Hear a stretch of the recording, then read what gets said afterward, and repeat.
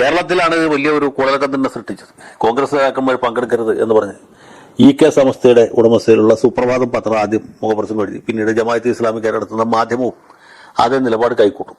ഇതേ സമയത്ത് തന്നെ CPM നേതാവ് സീതാറാം യെച്ചൂരിക്ക് ക്ഷണമുണ്ട്, അദ്ദേഹം പങ്കെടുക്കുന്നില്ല എന്ന വാർത്ത വന്നു. അപ്പൊ ഈ ചടങ്ങിൽ പങ്കെടുക്കാത്ത യെച്ചൂരി വലിയ മതേതരത്വത്തിന്റെ, മതനിരപേക്ഷതയുടെ അല്ലെങ്കിൽ ന്യൂനപക്ഷ സ്നേഹത്തിന്റെ വലിയ ഒരു വിഗ്രഹമായിട്ട് പ്രകീർത്തിക്കപ്പെട്ടു അവരുടെ സർക്കിളുകൾ. കോൺഗ്രസ് ആണെങ്കിൽ ഒരു തീരുമാനം എടുക്കാതെ ഇങ്ങനെ വിഷണ്ണമായിട്ട് നിൽക്കച്ചു. അങ്ങനെ സാഹചര്യത്തിൽ ഈ പത്രമാധ്യമങ്ങൾ മുസ്ലിം നേതാക്കന്മാരൊക്കെ കോൺഗ്രസിന് ഉപദേശിക്കാനും അവർക്ക് ബുദ്ധി പറഞ്ഞു കൊടുക്കാൻ തുടങ്ങിയത്.